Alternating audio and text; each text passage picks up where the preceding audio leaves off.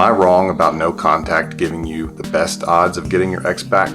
Well, I don't think so, obviously, but I'm going to explain why some people do and some of the objections and some of the things that even are said in my comments on my channel and how those relate to what I say and why I think that they're not valid arguments. One of the more comical objections is when someone in the comments will say, no contact doesn't work, and they won't say anything else. Some people, though, will explain a little bit more and they'll say, no contact doesn't work. I did it and I never heard from my ex. And therefore, they are saying it doesn't work. They're just saying the whole concept does not work for anyone, ever. I've even heard people say, exes never come back. This man is a liar. Exes never come back. So this person has never known of anyone, ever, in the history of the world who broke up and got back together. Well, who could argue with that? So let's reason this out. I'm a professional relationship coach. I've been doing this since the early 2000s, and I have seen a lot of things. So my observations are what I tell others because that's what I've seen. I don't like to work in the world of only theory. I like to see it happen. And I have seen a lot of people get back together by no contact. I have also seen a lot of people ruin their chances and never get back together because they begged and pleaded and pestered and contacted and showed up and sent letters and those kinds of things. So when I tell you that this works, it's because I have seen it work in a professional capacity.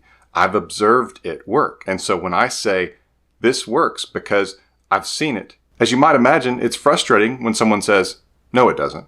And I say, okay, so it didn't work for you. That's one case.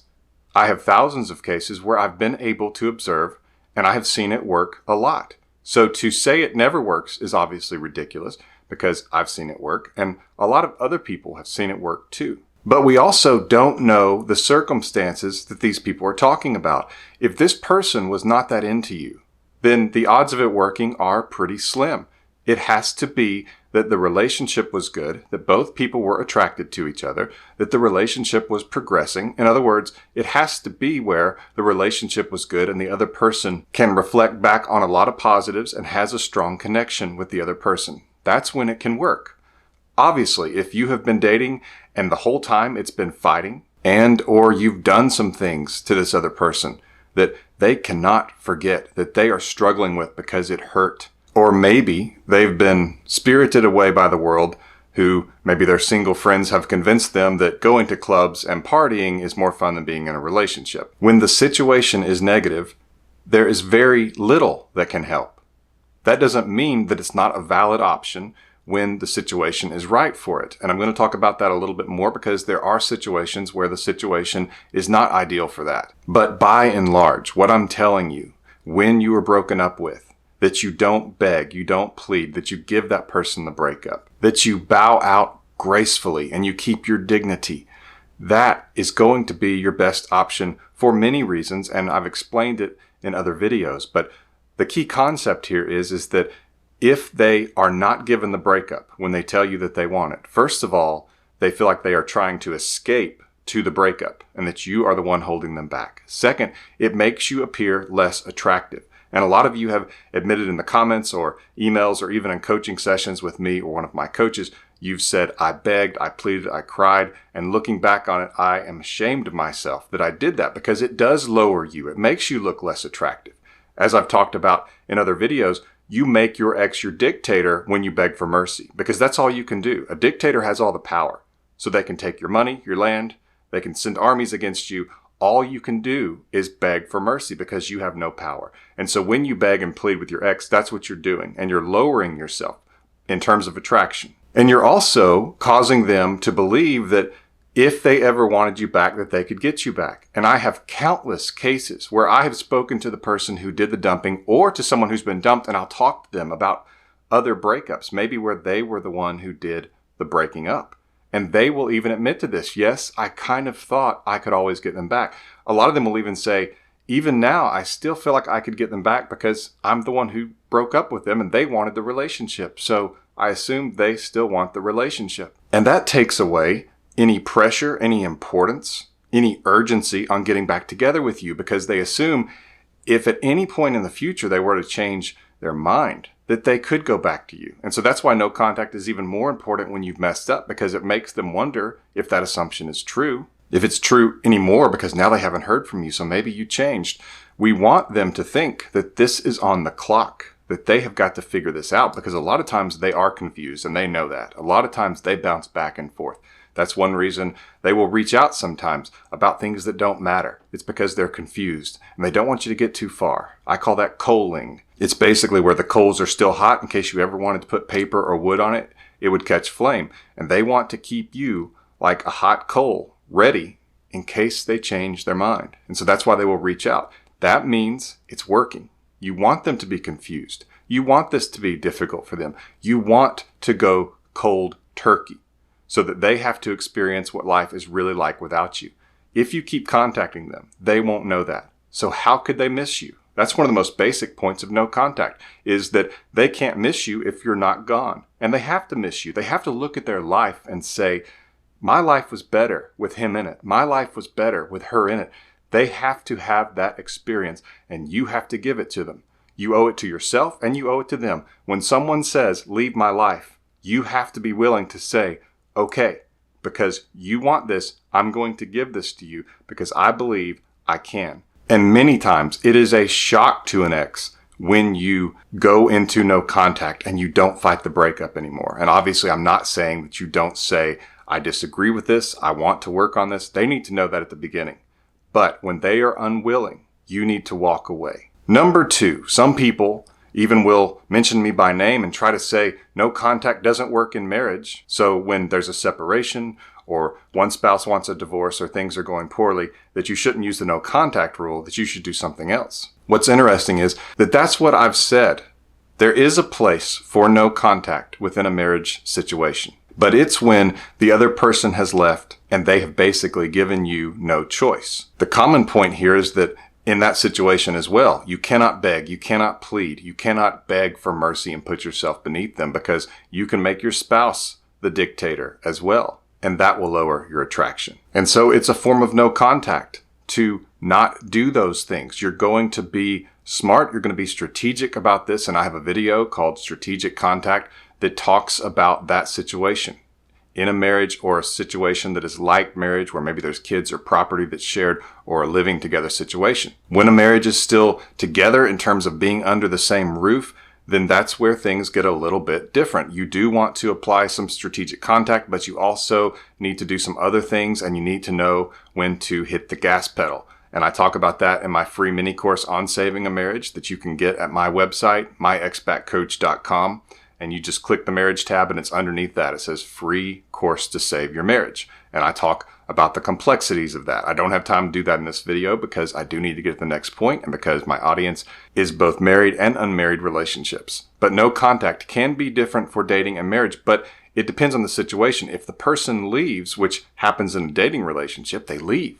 And they leave after saying that they want to break up, that they want to see other people, they want to move on with their life. That is leaving.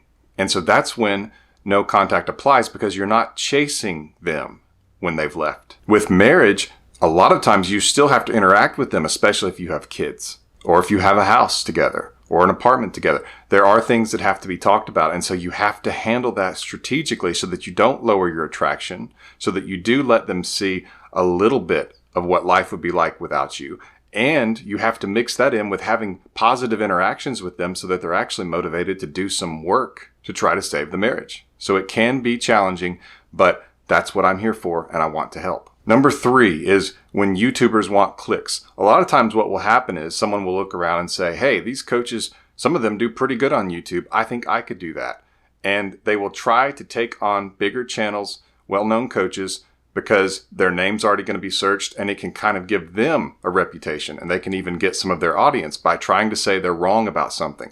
And what is interesting about some of these videos is that the title and maybe the first 2 or 3 minutes, they'll say why I'm wrong, but then they go on to say you should do exactly what I'm telling you to do, but they use different words. And in my opinion, that can be unethical, because sometimes they will use thumbnails with titles that go against what appear to be correct and what you've heard, just to get you to click and watch the video. And then a lot of times it's a bait and switch. Or in some cases, they will even take the exact opposite position just to position themselves on YouTube or within the market. And so keep that in mind, that that's not what I'm doing. I'm sharing observations. I'm not adapting my strategy to try to get clicks or clients. There's a big difference. I have my strategies and I offer those to you. Some people create the strategy with the sole intention of getting your attention. And those are the ones that I encourage you not to trust. Nothing beats experience and observations. And so whenever you are getting advice for a relationship, ask, how many breakups have you seen? Because for most people, it's a handful and they don't have all the information. I am at a great vantage point just because I have seen so many of these things and I've been able to observe what happened. And that's what I'm telling you. So when people do argue with me that this doesn't work or that's not right, it's strange to me because I just saw it. I see it just about every single day. And in terms of people reuniting, I do see that every day. I get messages every day, several, telling me about a couple getting back together and thanking me or telling me that this works and they appreciate the video, that kind of thing. And so I have feedback on these techniques, and whereas they don't work every single time, what does in life? What works every single time? Medicine doesn't work every single time. Vitamins don't work every single time. Your car, your phone, your computer, your lights. Nothing in life works every single time. But we base our decisions on what to do based on what has worked, what makes sense, and what we can trust. And that's all you can do. Before I get to number 4, get some information on my emergency breakup kit. The link is in the description below. It's a powerful guide to help you get your ex back. You can go to myexbackcoach.com and you'll see a link to the emergency breakup kit. Number 4, people in the comments, again, I assume they're basing this on their own experience, and they will say, well, no contact doesn't work on women. Or they'll say it doesn't work on men. I have seen both. And what I can tell you is that it's within what most people would call a margin of error. And that's within like 2 or 3% in terms of the response and what has worked that I've seen and that I've been able to observe. What's interesting is that men and women usually arrive at the same point in terms of their reaction to no contact. It just appears like they are handling things differently. And sometimes the speed and the time it takes can be different. And part of that is because women have had different upbringings than men have. Women have been taught to let men pursue, to wait on men, and to expect that chase. Men have not been taught that as much. And so sometimes there will be different responses early on. But to be honest with you, it doesn't impact things that much. I see women and I see men respond aggressively, respond quickly to no contact. Loss is powerful. When someone loves you and they think they're going to lose you, they will take action to keep you. That's really a foundational and common sense statement. But I see no contact work on women all the time. I see no contact work on men all the time. And I know there's theories out there that say it works on one more than the other, or it hardly ever works on one. That's definitely not true based on my observations. And I've seen enough people to where I know this is the case. I know that this is a way that we can at least get a general expectation and some general analytics from this. And it's very close to being identical. Like I said, within 2 or 3 percentage points on either. And it works. But even if there's a lesser chance of it working based on the sex of the other person, it's still the right thing to do. Never let the other person have the impression that you are the one who will always fix their mess, that they can be terrible to you, they can break the relationship and leave, and you will go fix it for them. Not only is that much less likely to work, but it also means that in the future, they are going to expect you to be the one to do it. And you don't ever want to be in that situation. It should not be that way. When 2 people are in a relationship with each other, they should both pursue. They should both complement. Both people should feel wanted, desired, and attractive. And if that's not the case, then I don't know why they would be together to begin with. And if the other person treats you like you're beneath them, you should walk away. And that includes after a breakup. They have treated you like you were beneath them. They have said, you are not enough for me. You're not attractive enough, one way or the other, physically, emotionally, or intellectually. They can say all kinds of other things, like, it's not you, it's me. I need to work on myself. It's not a good time. I just need to focus on whatever. Or they make a life decision where they give you up for this thing. Maybe it's going to get some education somewhere, taking a job in another town, or who knows what. But the bottom line is that if you are not worth it to them, that tells you what you need to know. And it is illogical to chase someone who is not as interested in you as you are in them, because your chasing is not going to change their mind. It just shows them the role, and you become the one who is chasing and they become the one who's resisting, and they get really good in that role. That's not what you want. You have to show people how to treat you. And this is how you show your ex. You are not going to fix what they broke. You are not going to pursue when they have ended the relationship. It was their decision to end it. Therefore, it should be their decision to get back together, because you have no say in this. It's not like the other person says, I want to break up, and you say, well, let me think about it, and I'll let you know if that's okay. You don't get a say in this. But you can show them who you are, that you are someone who will bow out gracefully and with dignity, and you won't chase them down and beg for mercy, because you're worth more than that. A lot of times that even serves to redefine you in their eyes. It's impressive that you don't do that, because if they thought you were beneath them, which most of the time that's the case to some degree or the other, even if it means they think they could have happiness in a different type of relationship with a more mature person or whatever, it's still another way of saying you're not enough. And you're only going to reinforce that if you chase them. It's when you give them the breakup, you back away, and you show them that you are strong enough to stay away. You can stay away. That's how you can redefine your level of attractiveness, because emotional strength is attractive. Number 5, no contact doesn't work on XYZ attachment style.